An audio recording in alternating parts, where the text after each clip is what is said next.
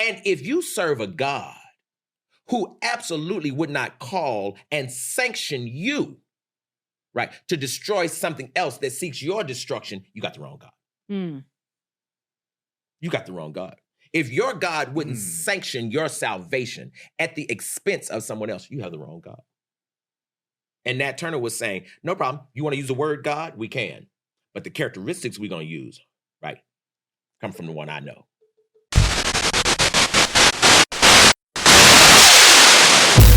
Welcome, comrades, to another episode of Not All Hood. So I'm just going to go ahead and call Dr. Daniel Black Not All Hood's resident guest. He's both a host and fan favorite. As a veteran professor of African American Studies at Clark Atlanta University for the last 30 years, Dr. Black has had a profound impact shaping the minds of thousands of young black men and women. A brilliant mind himself, Dr. Black is a multi-award-winning author whose latest offering, Isaac's Song, has also been met with rave reviews. On this episode, we discuss spirituality, religion, the significance of church in the black community, and the possibility that Harriet Tubman may have also had the ability to walk on water. This is an episode I guarantee you're going to enjoy.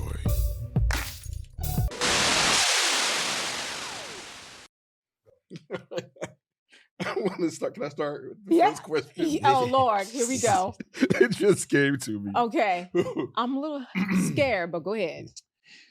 If I know God, do I need Jesus?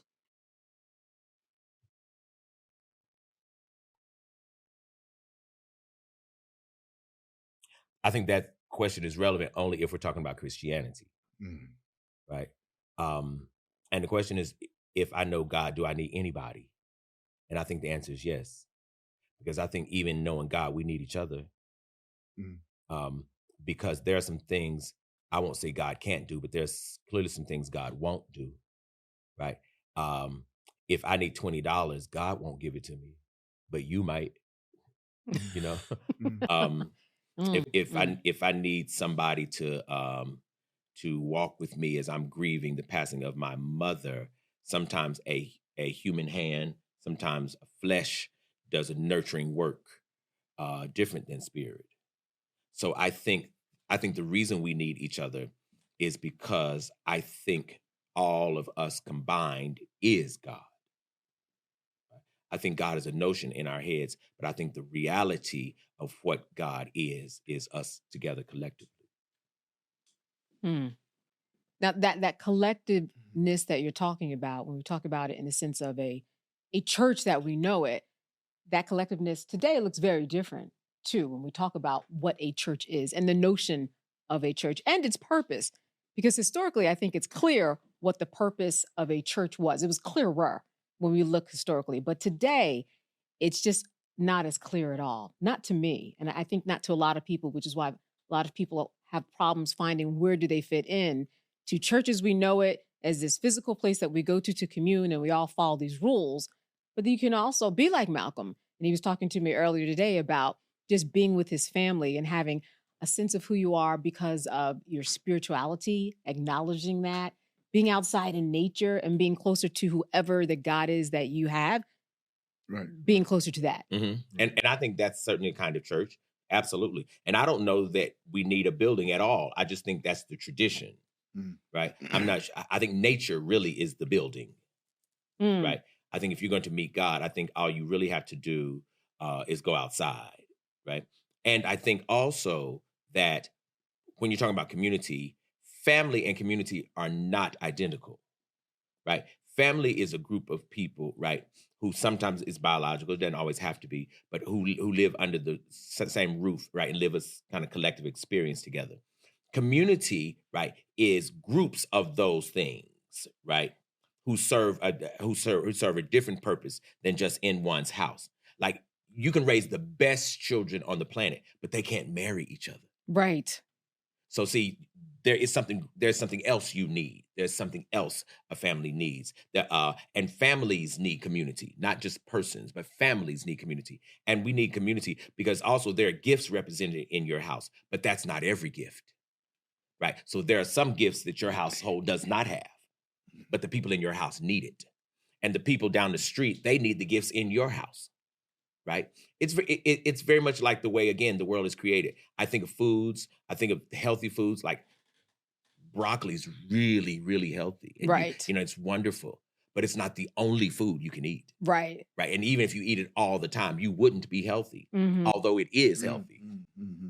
Right. You need other things. You need, and the way the body is composed is you need broccoli, yes, but you need beans too. You know, yes, and you need lentils too, and you need protein too. See, All the parts. that's right. You have to have all the parts, but no one person and no one family has all the parts.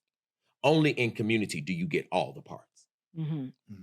I think that many people looking back, especially in my age group, who have grown up in the church, Mhm. and like you too, I'm not sure if this would be the case, but reading the chapter and, you know, Black on Black on Black, I think it makes sense that when I look back at my history in the church, that's exactly what I found. It was more people who were like me and my family, but in different ways, Sure. and learning from different people. Sure. And kind of getting a template of who we are supposed to be as young Black people and even older Black people in the world. It was a training ground almost. Yes, you had church and you had the religion and you had the Bible and you had service, but you also got trained in so many things. And those Absolutely. extras that I think you're talking about. Yes, absolutely. And the Black church had a lot of issues then and now. But what the Black church also had was some things that were salvific for Black people, right? Some things that really saved Black people, I believe, right? And some of that is that training ground, Right. right? Like you can't find a better place than what the Black church had in terms of teaching Black children how to do public speaking. Easter Sunday. You can't find it. You can't find You it. can't find it. And it trained them up from 5 years old, whether you thought you wanted it or not. Yeah, you couldn't say no. That's right. And when you got up there, it didn't matter what you got up there. That was the key.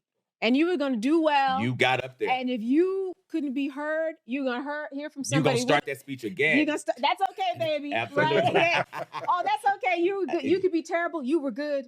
That's right. Because you're going to be good the next day, That's too. right. You're and the right. older you got, the longer the speech. That's right. That's right. But Yes. it was teaching something. It wasn't just because it was Easter. It was really teaching Black children, you've got to know how to speak truth to power. Mm-hmm. You have to know how to be able to open your mouth and be unashamed and speak the truth in the world in which we live. If not, this place will absolutely silence you and kill you. Yeah. The Black church absolutely taught that. It taught many other things too that many times we don't even think about.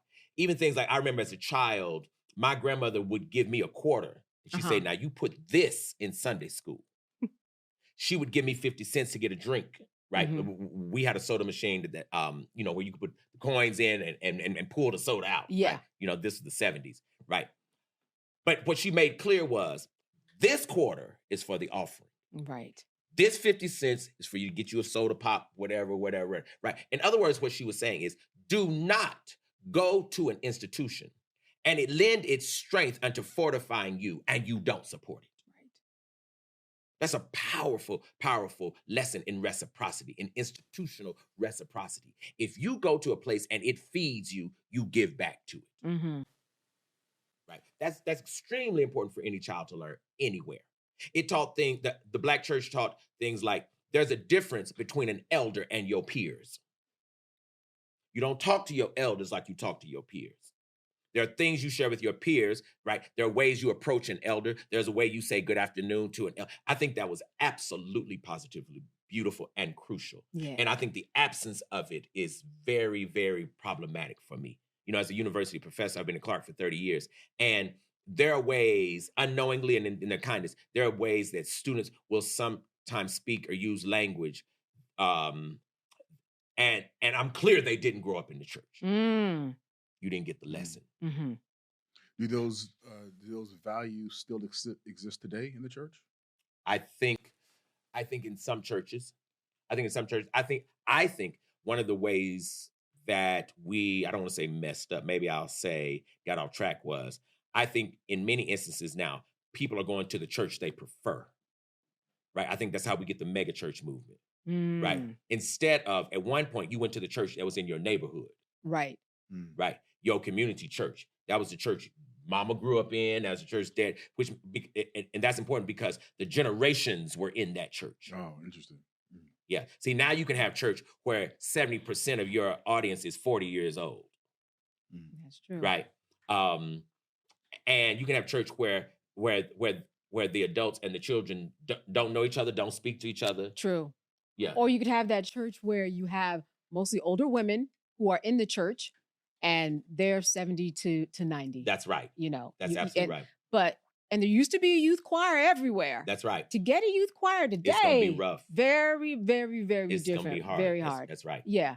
Yeah. And that's one of the things I learned too, was the whole aspect of the music. And my choir director, he would go down to, I think, Virginia, and they would have conferences on directing and learn new music and bring it back. Absolutely. And then we get in our robes and then we do the step in and we, you know, I mean, I loved it. Oh my goodness. And you didn't have to be in the choir as a youth, but you had to do something. You had to do something. That's the thing I thought was profound. You could usher. Yes. You could be a junior deacon. Right.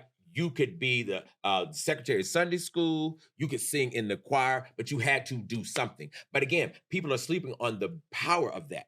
Because what they're saying is, if you're in a community, carry it.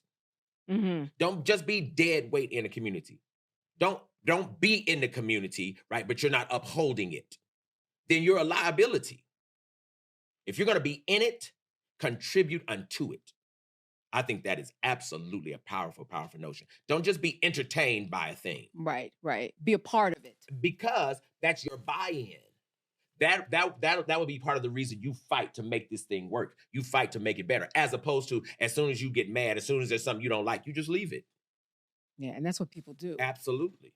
But it trains us to do that in everything. True. So as soon as you don't have a teacher at college you don't like, or as soon as you have a teacher who, oh my God, I have a hard time understanding them, you drop out of school. As soon as you're in a relationship and you and your wife disagree, or your wife tells you a truth that you don't like, you start considering divorce. It's the same thing. In other words, anytime a person or an institution cannot make my soul glad, I'm ready to leave it. And the church gives you that training of go ahead and stay. Because there's as you said, there's going to be problems in the church, but I think you're also saying it's going to be problems in every institution that you're going to be in. And everywhere. Mm-hmm. So if one is trying to figure out, can I find a place where I'm always happy? You won't even find that within yourself. So that's a bad precedent to set up. A person's got to know how to sit and think and say, you know what? This is raggedy. But I'm going to help this be better. That's different than this is raggedy and I'm out. Then you spend a life searching and wandering. Just everything is an immediate thrill. Because what I'm looking for is what will please me right now. So that everything I invest in is something from which I can get an immediate return. But that's a dangerous thing when you're trying to build a nation or you're trying to build a person. It's important to tell a child that you will have days of sadness. I won't try to fix it for you. There will be nothing you can do about it, right? But on those days of sadness, what you must do is figure out how can you make a little joy. But it seems like church or religion teaches you if you are not in a good place, then you turn to God because he's going to make it better. And I do think some religions teach that. I think that's true. And I think the stereotype is this notion that, if a person goes to church, then what you believe in is this God as a magician, that you just call on God and God fixes all reality, right? But that's not really the tenet of any faith. The tenet of no faith says that if you believe in God, if you really believe in God, you can have joy every day. There's no faith that teaches that. In fact, you don't need faith if that's true. The whole point of faith is when things aren't going well, when you cannot hear from God, right? When seemingly the variables don't add up, can you still believe? That's really what faith is about. Yeah. Hey, comrades, if you are enjoying the episode, join the conversation. Like, subscribe, leave a comment below. Don't get yourself blocked. Keep it clean. I define faith as believing in something despite all the evidence that's before you. It might be one thing and present itself to you, and it might be bad, but as you said, doing something to move beyond it, understand it. But you have to do it yourself too. You know, the work. And I guess to what you were saying, hey, let me just turn to God. I've always seen it as he's counting on me to do something in order to move the needle to that next song, if you will. Yeah. So the work that I have to put into it is what I know has to be a part of the whole process. I just see so many people not interested in church because of what it teaches, or things that we see on TikTok or social media. There are enough people who are turning away for it to be a movement, really. But yes, then with the same token, I know that there are so many people between the ages of 20 and 40 specifically who are loving church and with pastors who are speaking to them in the language that they speak. It's true. It's true. And there are lots of movements around now. There are. Yeah. And I don't know that I necessarily think that's a bad thing. But in my humble opinion, I think sometimes we miss a little bit of the mark, because I think that the real power lies in teaching people that ultimately the goal of walking with God is to become like God. Right? I think that's the ultimate goal of walking with God. So what's the difference between, because I hear that, but I always hear you want to walk with Jesus. You want to live Christ-like. So it's, the messages can be confusing, because it's like, okay, am I trying to walk with God or am I trying to walk with Jesus? Well, see, most Christians believe that's one and the same. That Jesus is God. But I thought Jesus was God's son. Yes. Okay. Yes, absolutely. Absolutely. And enough like God that Jesus's example is divine, right? So the notion of Jesus as God's son. Now, for me, I don't believe Jesus was God. I believe Jesus was a divine brother. I believe that. And I believe Jesus walked upright. I believe in the character of Christ. I don't believe in the religiosity of Christ, right? Okay. And I believe ultimately that we would get far more if we study Jesus's character more than this. See, if we take this whole notion that Jesus is the Son of God, then Jesus arrives holy. And there's no achievement in Jesus's being. The achievement in Jesus' being for me is if Jesus is born regular and ascends to divinity. Because then I can do that. I can do that. Because you were born regular. Absolutely. You were born regular. Absolutely. Right. But I can ascend to divinity too. But if Jesus is God, then Jesus is the wrong example for me. Right? Unless I'm God too. See, it can go either way for me. But I think the greater fruit one could get is the notion of let me see if I can manifest the kind of character that Jesus did. But I think even when we talk about the miracles of Christ and all of that, right? That for me is possible too. Because yes, I believe Jesus could walk on water. But I also believe Harriet Tubman could. Oh, wow. I mean, I love that, but work that out. I mean, please, because I love that. But yeah, can you unpack that? Absolutely. Yeah. It's about one believing beyond one's announced limitations. And I think I'm just grabbing Harriet because I believe she's a great example of this. Harriet Tubman had announced limitations. First of all, Harriet Tubman was enslaved. Right. Speaking of limitation. Hello. Right. Also, Harriet Tubman was seizuric. She had seizures badly. She had this. She had these seizures because a slave mistress hit her in the head. I think we know this, right? And at any arbitrary time, she would literally black out. Right? She of course, when nobody was giving any medicine for the, she was an enslaved person, and she knew she was seizuric, of course, right? And of course, she's running from the South North, taking slaves back and forth. One of the things I was telling my class the other day is, first of all, why couldn't they catch her? Someone, especially in that physical condition. And she ain't got nothing. You a slave running. Folks got guns. Folks got horses. Why couldn't y'all catch her? It's not just that she ran. And she kept doing it. Back and forth. Why couldn't y'all catch her? The answer lies in what Harriet Tubman knew. It doesn't lie in what white folks were unable to do. Because, see, again, if she was seizuric, she had these blackouts.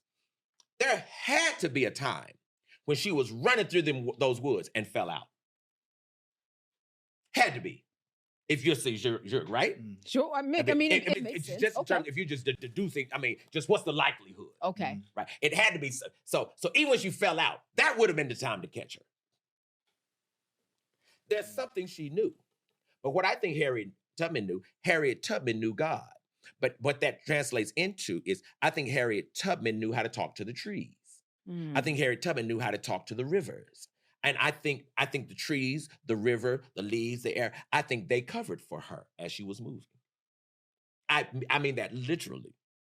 Well, that goes back, and that goes back to the whole nature. Absolutely. That we were talking about. Absolutely. That premise. I absolutely positively believe that. And because she knew and had this relationship with nature, right? Every time she moved, she alerted nature, and nature helped her. In fact, the most recent movie about Harriet shows this, right? It demonstrates this in no uncertain terms.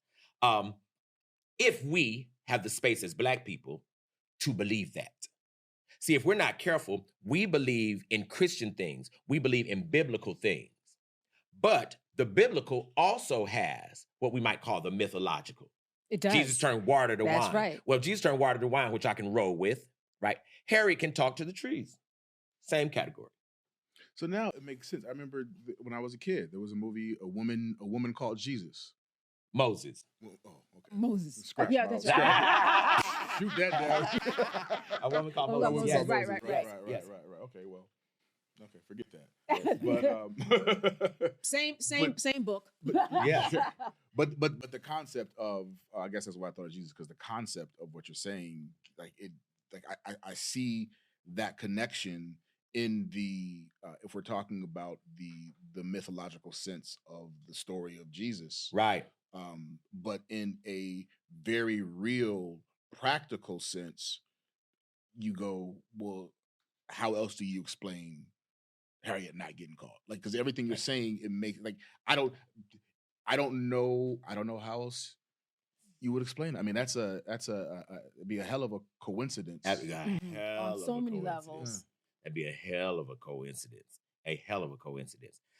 And as Black people, not only is that story wonderful, it's not all that rare.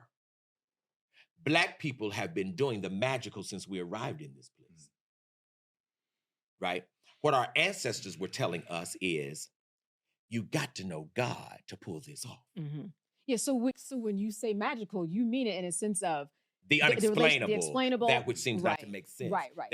That which seems to have no would precedent. fill in that blank. That's right. But again, our elders have been telling us, right, baby, Absolutely. if you don't do nothing else, you better pray. You better pray. Believe in God. But they were saying there is a connection between that relationship with the invisible and what you're able to do in the visible. Mm-hmm.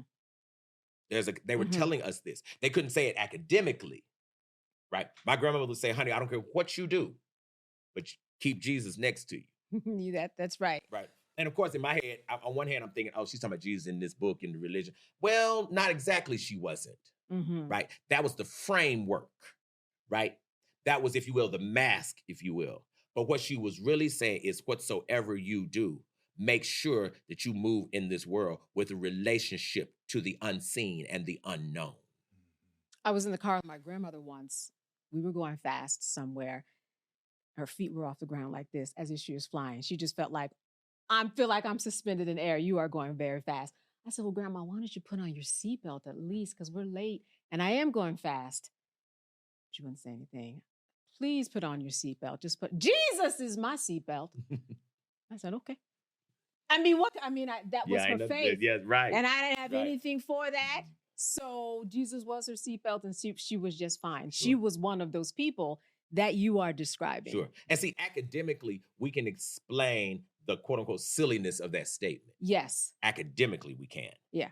What we cannot do academically is to explain how our elders who worked for 40 years for a person who despised them and called them boy or called them girl, right, or gal. What we cannot explain is how that person, right, still came home and loved children and sent them to college. Now, that's the part we cannot explain. Oh, you got that right.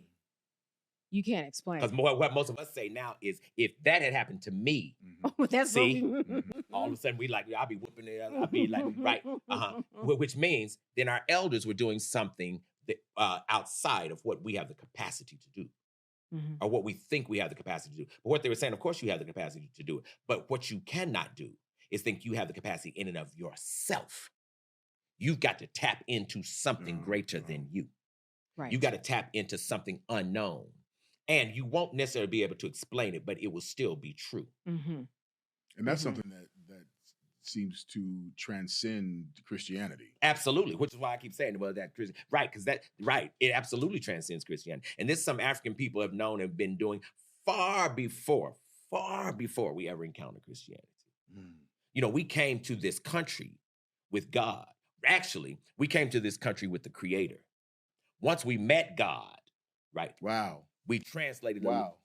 Wow. God is a figure. Yeah. Wow. And a character in a book called the Bible. And I ain't mad about it. But God has some limitations. The Creator is unlimited. Wow. That Say that again. completely resonates. Yeah. The Creator Yes. is that energy, that power which births and creates all things. God, as most people know it, right, is the leading figure in the Bible. But I love that. We came with the Creator, but we met God when we got here. And that's why I said before. But my daughter, she calls on the beloved Creator. Like, that works for me. Yeah, absolutely. There was something I was watching on YouTube. It was about religion and God, and she actually asked me, "What is God?" And I told her, I said, "Well, that's some people call the beloved Creator God, but her relationship is and who she calls upon is the beloved Creator." That makes sense to me. So I love that. I'm going to use that, and I'm going to attribute it to Dr. Black. It's going to be one of my other Dr. The Black Book of favorite Daniel. quotes. Right? We came here with the Creator, but we met God when we got here. Okay, but this whole thought of, like you said, being, working as enslaved persons for all of those years, and still, having that Christianity and that faith. There were those. Oh, was it Nat Turner, right? Who didn't he use the Bible to say, this is what we're going to do in order to revolt? He was able to use the Bible. So in other words, people were looking at religion in a different way, not just for to be peaceful, as many were, but also to revolt. Well, absolutely. Okay. In fact, the problem with Nat Turner, with Denmark VC, with Gabriel Prosser, with Toussaint Louverture, Yes, is that when white folks handed Black people this text called the Bible, they thought they were handing the text to a slate that knew nothing of divinity and knew nothing of a spiritual realm. What Nat Turner did was to be able to say, oh, that part works with the God I know. In fact, Nat Turner said, God told me to kill y'all. right. In the name of Jesus, right? So let me gather up these people in the name of Jesus and do the work of God, right? See, that works for me. That makes sense to me. That absolutely makes sense to me. Why? Because you're destroying my people. Your foot is on the neck of my people. And if you serve a God who absolutely would not call and sanction you, right, to destroy something else that seeks your destruction, you got the wrong God. You got the wrong God. If your God wouldn't sanction your salvation at the expense of someone else, you have the wrong God. And Nat Turner was saying, no problem. You want to use the word God? We can. But the characteristics we're going to use, right, come from the one I know. Which is why really Black people are doing African spirituality in the church. That most Black people don't know it. This is really also the reason most Black people and white people have not been able, even to this day, to meld churches the way we've done schools. We can't go to church together because Black people are really doing ritual. White people are doing service. Right? We're doing call and response. We're doing ritual. And that's why also you can't put a time limit on the notion of when Black people are going to begin church or leave it. Got you. Because we're doing ritual. That makes sense. Yes. Though. Yes. See, if we're doing And service, ritual I is can not take on a schedule. makes Services sense. are. Wow. because when you enter God's time is not clock time. God's time is not Kairos time. God's time is when the aim has been completed. That could be 30 minutes, it could be 2 hours, whatever, right? Because God can move time backwards or forward. So that, we could get out of church at 12:30, we could get out at 1:15, we could, whatever. And if you're Pentecostal, you just stay over. And we justify it. From Tuesday to Sunday. Yeah. But if the spirit is high, quote unquote, right? Which means if the exchange between human and spirit has done the work of transformation, the timing was fine. Because who wouldn't take transformation over 30 more minutes? You got that right. What? Yeah. But if we start at 12 and church is going to end at 12:45, like in some other folks' churches, right?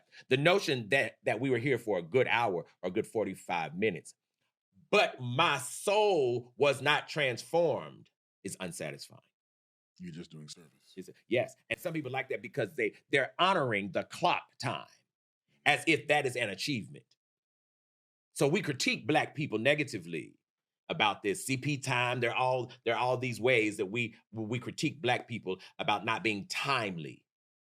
But I think it is a misplaced criticism, because I think in places where Black folks were not timely, the irony is those same Black people swept your floors. Those same Black people scrub your drawers. Those same Black people wet nursed your children. I mean, and they taught their children to honor you. So really, we had less time to begin with.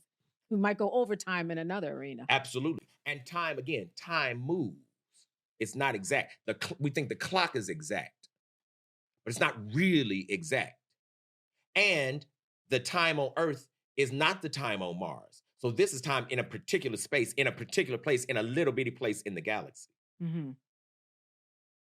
Yeah. So, and so the way that you speak really breaks down information so that people can understand it and find a buy-in.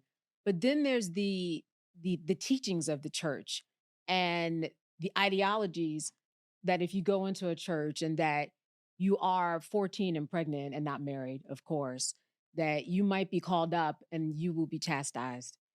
If you are gay, do it quietly. right, Or do not come. right. Or there's not a place. Or if you are not tithing, we don't want you. Like there's strictness out It's there true. that It's turns true. so many people away. It is true. And in reading your book, I am wondering how you overcame that to see the light. I think two things. One, what you're saying is absolutely right. It's absolutely right. And I think the most radical thing the Black church could do is trade out the Bible. Trade it out. So Trade it out for another Bible, right? Or for other books that we understand to be holy. See, I think a person, if a person really understood who God is, do you know how many sermons are in the bluest eye? Mm-hmm. You know how many sermons are in James Baldwin? True. Yes. And you Baldwin loved God certainly as much as you do. So he gave us sermons. Our problem is that we've thought we need sermons in this sanctioned place, right? Called the Bible as we know it. Also, which I think I told y'all, I'm maybe 50 pages from completing a new Bible myself. I've written a whole new scripture, right? It's about the same length as the Bible as we know it. But it's what God said to me for the world, right? So we cannot just lightly go over that you wrote a Bible. The same length as... the same length Yes. as a Bible. Mm-hmm. So... Because I'm a writer. Because you are a writer. The ones who wrote that book, I guess they were writers too. I see what you're saying. Yeah, I mean, in other words, I want to demystify it. Right. Because this book, God didn't write it. It didn't fall from the clouds. Right. Okay. Some human beings wrote it. So why trade out as opposed to supplement? Why trade out the Bible as opposed to and maybe supplement adding the Bible? I could roll with supplement. Okay. Okay. But the reason I said trade out, and again, I could roll with supplement because there are beautiful, beautiful parts of the King James Bible as we know it, right? But the thing I think is important for a people at some point is to make sure you're getting the word of God, that this particular people heard God through your own being and through your own voice. See, this text as we know it, right, was spoken to a particular people for a particular time. And I'm not mad at that. I'm not mad at that. I'm not mad at that. What I've been frustrated with is then why couldn't we as Black people, right, write the thing that God said to us? So I said, I'm a writer. So I should do it, right? It's been the hardest thing I've ever written, though, the most challenging, because I don't want to write what I like. I'm really discerning what God would have me say. You know, I'm in the book of Leroy right now, and it's telling this story of this young brother named Leroy and the struggles and the difficulties he had until he finds his spirit and finds his spiritual and finds his gifts. You know, he grows up in the hood, blah blah blah blah blah blah. Right. So you're making it very contemporary, obviously. Mm-hmm. In addition, you were the only author. Yes, correct. Okay. I'm the only writer. You're the only writer. Meaning I'm the one writing it. But many of these stories are borrowed from places sometimes. Oh, right. Okay. So how do you, in the process of, you said you're writing not what you like, but you're writing what's being told to you. Correct. How do you make that differentiation? It's not as hard as it would seem, because some of the stuff I want to write cusses some folk out, right? Some of the stuff I want to write is stuff that would make me feel comfortable. I've not had that difficulty. The greater difficulty I've had is getting enough time to do it, right? Because I have to really be in a sacred space when I'm doing this, right? And the question for me is always when I am in this project, what is God saying to a people? Not what is God saying to me, right? And so I say, God, give me what you would have the people to know. And it's been just the most remarkable. There's a book of Black saviors. It's in the same form. I'm using the same form as the Bible, you know, chapter, verse, all of that. Okay. All of that, book, chapter, verse, all of that. There's a book of Leroy. I said I'm in that. The prophets, there's the, what is his name? There's a song of Shaniqua. There is. Now, some people will say, and I understand your point in that, listen, there were writers that were out there. They put something together the same way that you are, just in a different time and space. Sure. It all makes sense. Sure. You're going to have those people who are going to say, now that is blasphemous. Sure. What do you say to them? That I've been expecting that, because most self-hating people are going to call anything blasphemous that comes from the self. See, part of the reason we embrace the Bible is because it comes from somebody else. True. And somebody whose materiality we admire and long for. Because really, how much sense does it make that anybody enslaved would take anything spiritual from the people who enslaved? Right. That's the conundrum. Yes. And I'm trying to weave us out of it. Yeah. So you're, so again, going back to your the chapter in Black on Black, which is one of my favorite chapters. Yes. Because I'm fascinated by your relationship with the church in terms of growing up and, you know, the idea that God hates you, right? Like being taught that, and trying to find ways to conform. Sure. But you still have a deep relationship with the church. Yes, I do, because I believe in the institution. I don't necessarily believe in its theology, right? And those two things are clearly separated in my head, right? It's like I can believe in Kroger and hate many of the foods they sell and know that it's bad for you. And I don't buy those foods, but I do buy some of the other ones, right? Because the other option other than Kroger is Publix, and I can believe in Publix, but Publix sells some of that bad stuff too, right? So every institution in America is problematic for me. See, the church is problematic, but public schools are too, right? The laws are too, right? And so when I look at American institutions, what I generally see is the governance of white supremacy in all of them, right? But what I'm very clear about, again, is we knew the Creator before we knew God. So I can absolutely walk with the Creator as and I'm helping my brothers and sisters to work out our conundrum with somebody else's God. Right? Because see, when I go outside and see the flowers bloom in springtime, I don't need a book to help me understand what's happening. Right? When I see you and get excited about just seeing my brother because you're so awesome and so wonderful, I don't know that there's any book in the Bible that is going to tell me the magnificence in my heart of what my brother represents. So you see, I'm doing the Creator and I'm doing creatorship, if you will, right? All day, all the time. When most folks go into the building, they're doing Godship, right? And some of that's not bad. You know, even when I think about choirs, one of the things I love about the choir, I think the Black church choir has done a magnificent job of not falling prey to what the pulpit has fallen prey to. Like the choir and the preacher often do not say aligning things. That is true. Right? The preacher might condemn sexuality. There is no Black gospel song that's going to say sissies are going to hell. The music is not going to do it. Because the music comes from Black people's soul. The music was not a learned trait from a religion we met here. Right. We brought the tradition with us. Right. Right. In other words, the aesthetic of Black people is not going to condemn Black people. Mm-hmm. Mm-hmm. The learned theology might, though. So I hear it in the music.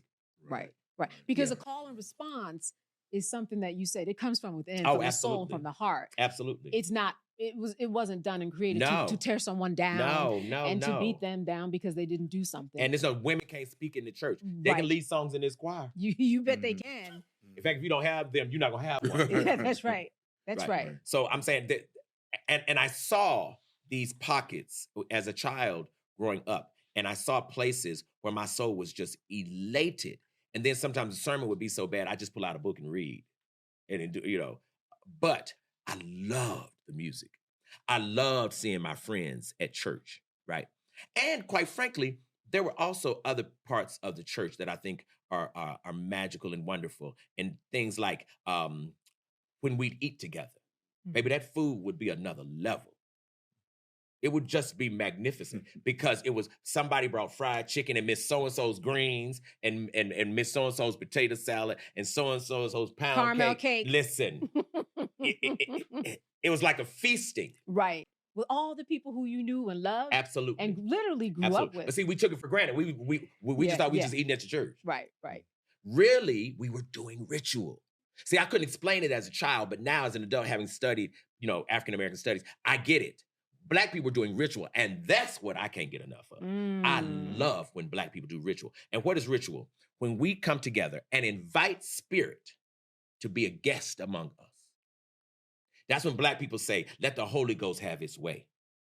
Right? There are all kinds of ways we say it, but what we're saying is, come on invisible and disturb whatever part of this you need to disturb in order for our souls to be made glad. That's what Black people are saying. And we do it all the time. We do. We do it all the time. We do it all the time. And that I love. When people fall out, I love it. When people run, I love it. But I love it not so much because of the performance. Yeah. I love it because it is extra human. Right. And so much freedom in the church, right? Yes. Listen, granted, some people might fall out at work, but generally no. But you can go to church, you can fall out. Right. And people say, like, what happened to you, child? Spirit hit me. That's right. And for Black people, that's the answer. What does that mean? What exactly does that mean? That means actually you're coming to invisibility as a stranger. Because if you understand ritual, invisibility is what we do in ritual. Right? The unknown, the unseen, the unexpected. That's what we do in ritual. It's supposed to be common if you living in a Black community. Yeah. That's supposed to just be how we roll. That's just how we do things. And that's what I have loved about the Black church was the keeper of ritual. Mm-hmm. Right. And that's why I stay in it even now. Again, I would revise much of the philosophy, much of the theology. I would revise much of it, but I would not get rid of the Black church. I would not vote to get rid of it. Comrades, if you're enjoying this episode, join the conversation and make sure to like, subscribe, and comment below. Nah. I'm wondering if the Black church in 2025, the way that we look at it, needs other supplements. And I've seen them. For example, Black church is getting more into health awareness. Sure. Black church is getting more into, educational. Sure. In other words, it has grown in certain ways. Absolutely. Do you think it can do everything? No. In fact, I think that's the error. I don't know that I think the Black church needs to do more. I think we need other institutions, though. We need other institutions in the Black community in general. Like a mental health institute or a wellness center, care. A trauma center. Trauma center, where you go to work through your trauma, right? A parenting center where parents go to learn the skill of parenting, right? A relationship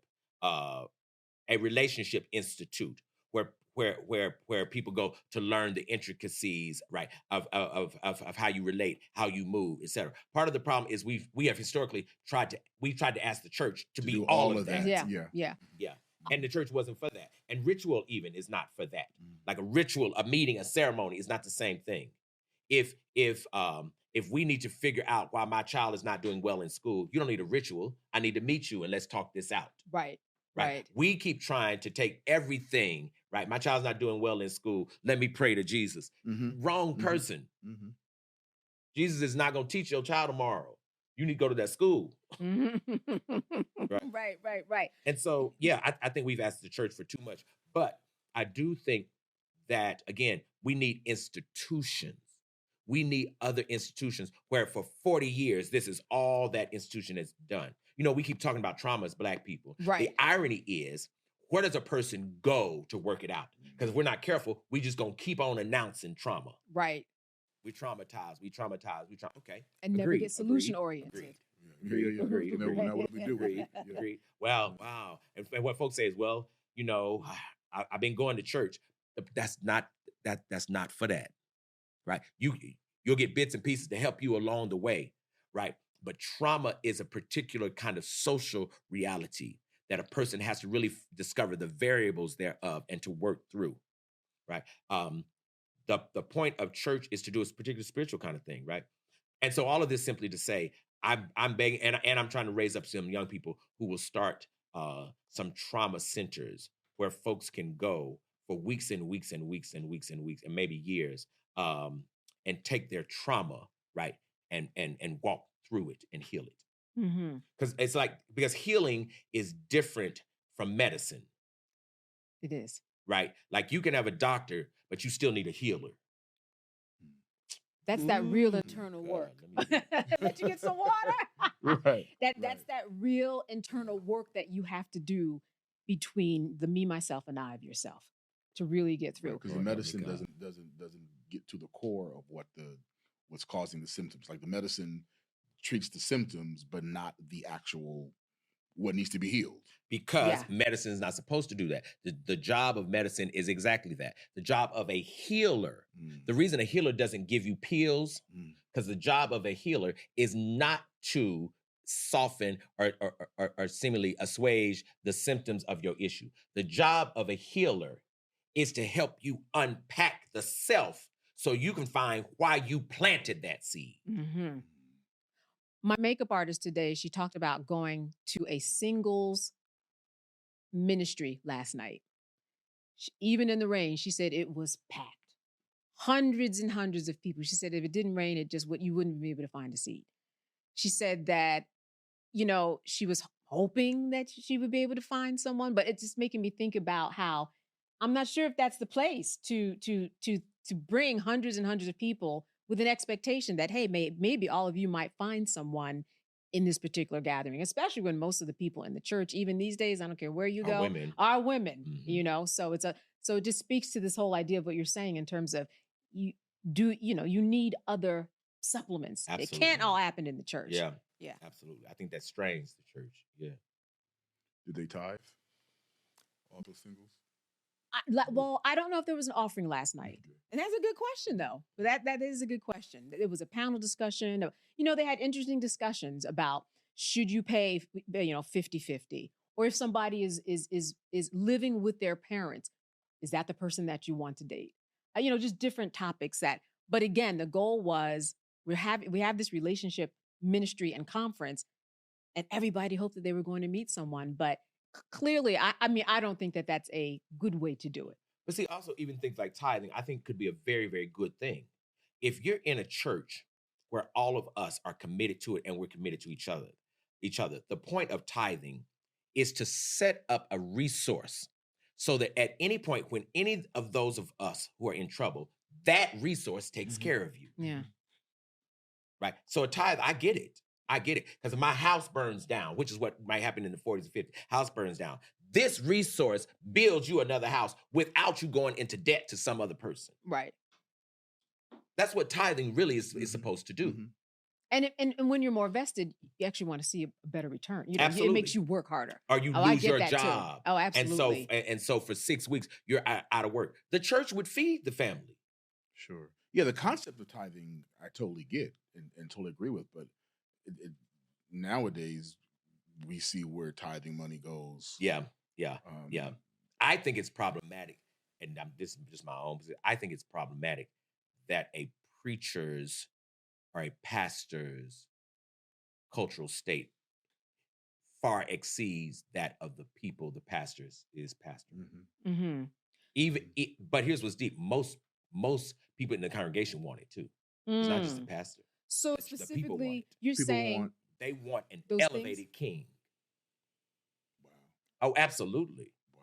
Absolutely. I've seen this even on campus. Like I drive a little red a Toyota, right? 2018 Toyota. I drove to campus one day and students were standing outside and I parked my car and I got and they were like, Dr. Black, that's your car? I said, absolutely. Oh, no, Doc. No, Doc. I said, what's the problem? Come on, Doc, man. You one of our most illustrious, man. No, man, no. And it hit me, right? For the sake of the salvation of their imagination, of the worth of this school, they needed elevated folks, right? Whom seemingly they could boast about to the world. And I had to walk them through. Part of the problem, y'all, is that you've gotten sucked into the crime of white supremacy.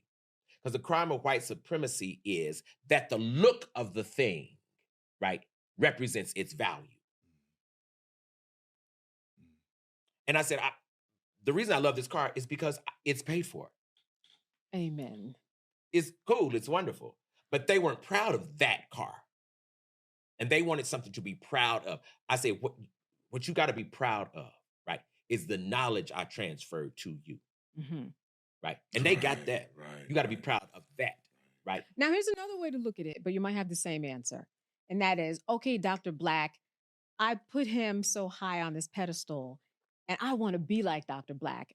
And my being like Dr. Black, I would also like a nice car.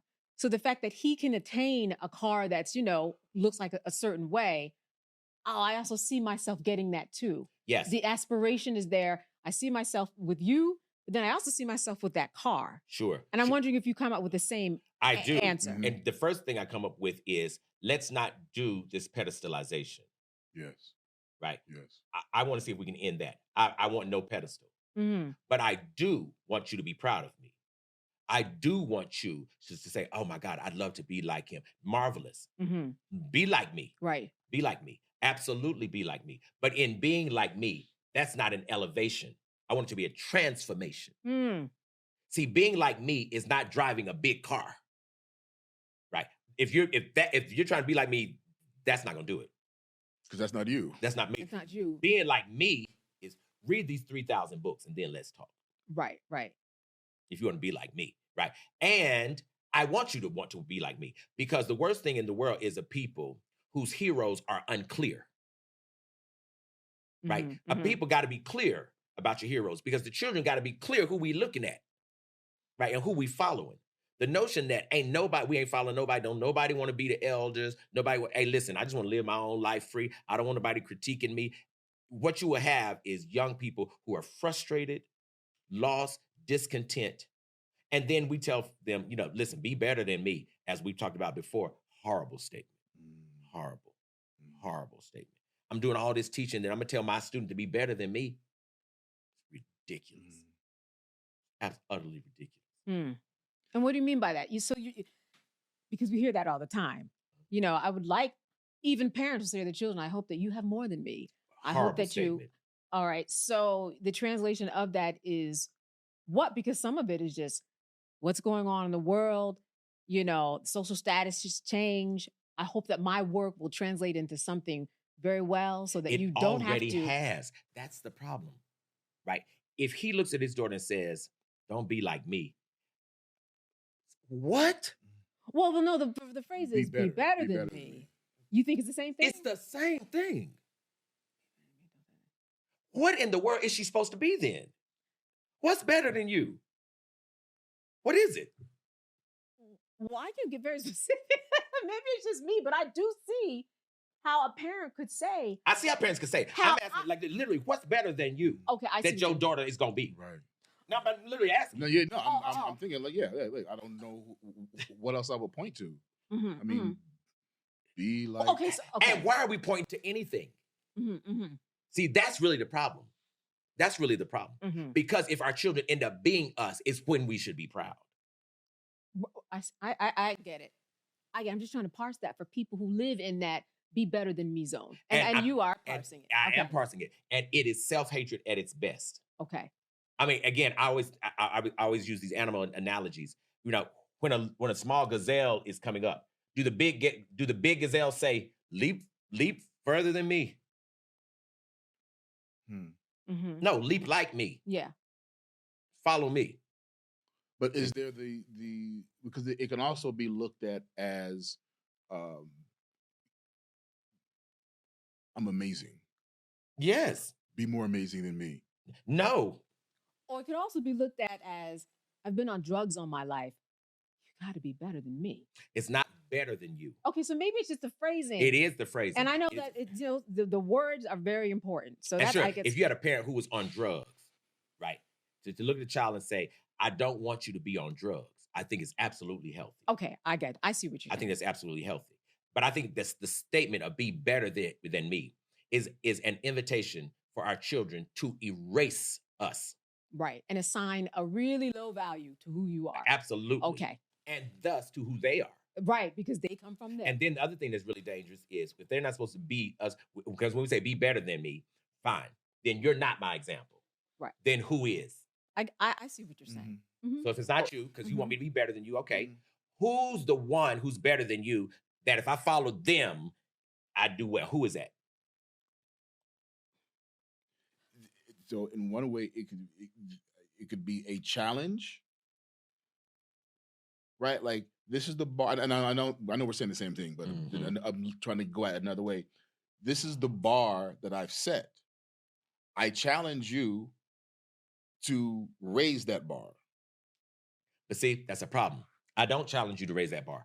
I challenge you to establish the bar of your own excellence, not in comparison to me. Okay, I buy that. Yeah, which is why I say don't name your son a junior. Now that I understand. I mean, I don't know if you have any philosophy on that, but I understand that because that literally is you've got my first, you've got my last name, you're just a second or third or fourth, and you're going to have that name. So out in the world, we might even get mixed up in the Social Security system or when it comes to our credit. And I think that that's too much to live up to, especially if someone doesn't see themselves.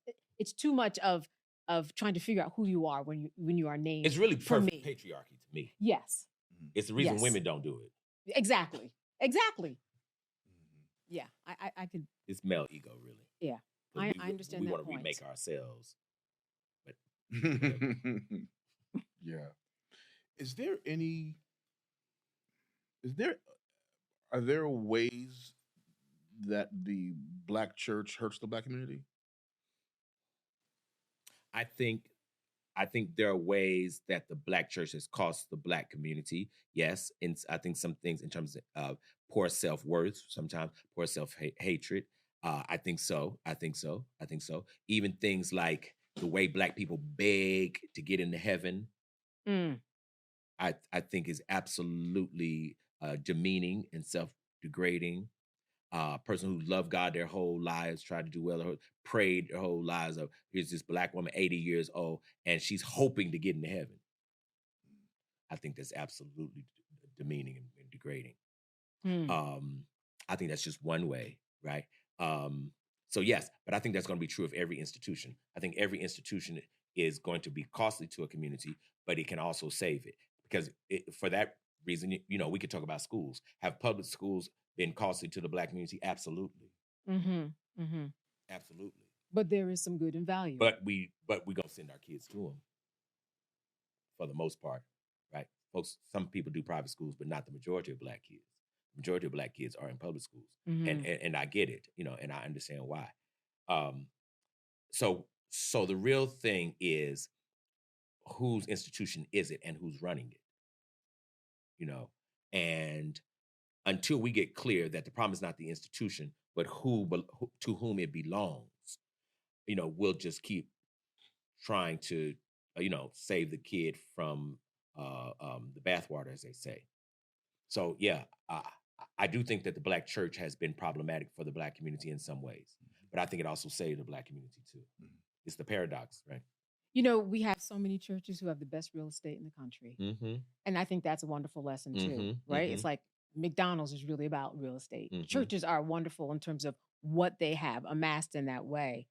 But I'm also wondering, with so many churches, what do you think brought on the mega church and some of the philosophies that I think are somewhat different than all those churches that we are experiencing? I think integration. The mega church. I think so. I think the birth of it was integration. It's evolved over time, right? But I think the birth of it was integration, because it's really one simple thing. And integration simply said, you are not, quote unquote, very heavy quotes, limited to your own community anymore. Whether that's where you shop, where you go to school, that also includes where you go to church. Sure. Right. And so we started driving across town and we started going to church that we preferred, or where there's a pastor we preferred, or whatever. It's the same thing with schools. There are lots and lots and lots and lots and lots of folks just move so that my kids can go to the school here. Not improve that school, right, but move. So you see, it's the same thing. It's the same thing.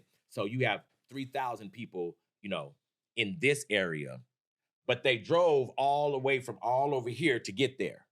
And left their communities. Yes. And so when they go home, right, if they get in trouble, it's going to take them 45 minutes, right, to get to this place.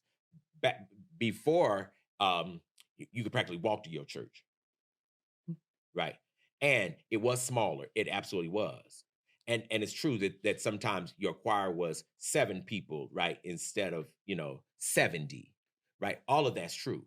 But what's also true is the ways in which it is costly, because 85% of the people who go to this mega church don't know each other, don't know the pastor. That man is not your pastor. He's the preacher here. He doesn't know your name. How you gonna pastor me and you don't even know my name? That's not my pastor. He is the overseer of this building. That's true, but that could not possibly be your pastor. In fact, in most mega churches, they have a board of pastors, right? They do. Who they divide people up to, who speak to these people, not that one. That's true. And it'll take you have to make an appointment to even sit down, as opposed to, I know when we grew up, the pastor would be there at the end of church as we walk right there. Right there. Well, when I hear the term, listen to the message and not the messenger. But sometimes you need the messenger to really understand the message. So so say you're in a church in your neighborhood, in your community, but the messenger is not one that vibes with you. Sure. And back in the day before segregation, what Black people do is vote that man out. Yeah. Mm-hmm. Yeah. Yeah. Especially Black Baptist churches. They choose a pastor and they get rid of him. So I had a personal experience that that really wrecked me for a lot of years, and I was never, you know, big on church. I had an aunt in Chicago, Pentecostal. She went to church every night, Tuesday through Sunday, Sure. 3 times on Oh, Sunday. absolutely. You know, my mother, when we would go to church, we go to the Church of Religious Science. So Reverend Daniel, who predated Michael Beckwith, and so I was never really huge on church. And then I found a church. I had gone with a friend of mine, and you know, whatever the sermon was, I was moved. I must have been like 12, and I was so moved. You know, when they called people down to the front of the church, I came to the front of the church. I was in tears the whole night because Oh, wow. I finally found the messenger that really moved me. Mm-hmm. And then come to find out, he was married and everything, but then to come to find out he was sleeping with my friend's mother, and it just like I couldn't go back to that church. So I think about and it really, because I was so moved by that pastor, and then to see, you know, what his life really was, and having a personal experience, it soured me. You know, I want to say one thing to that. One of the things that I think the church is missing, that African people had in African communities, in our spiritual spaces, that did not translate into European church structures. Thus, many Black churches are missing it too. And that is the correction of the pastor as part of the process. See, he's got to be, or she's got to be redeemable too.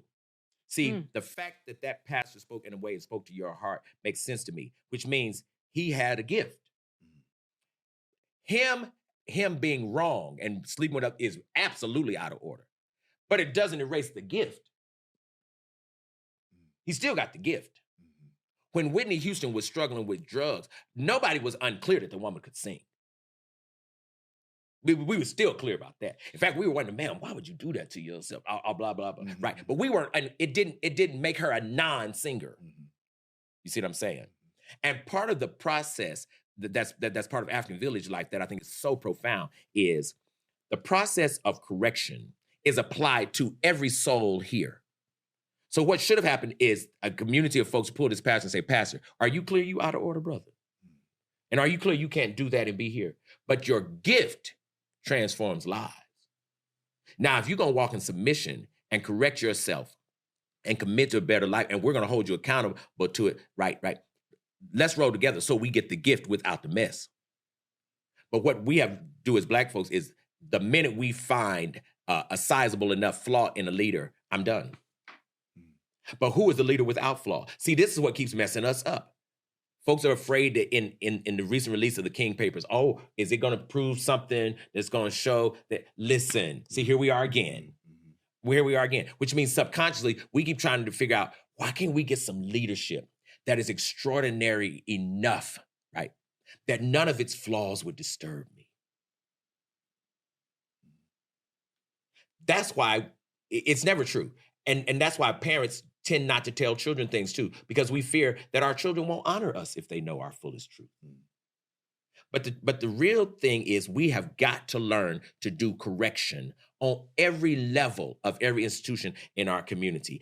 Then we can keep good folks. I don't care if you sweeping the floor or if you're pastoring church. See, the janitor, if he has a wife and a girlfriend, he out of order too. And somebody's supposed to stop and say, Mr. Janitor, put the broom down a minute.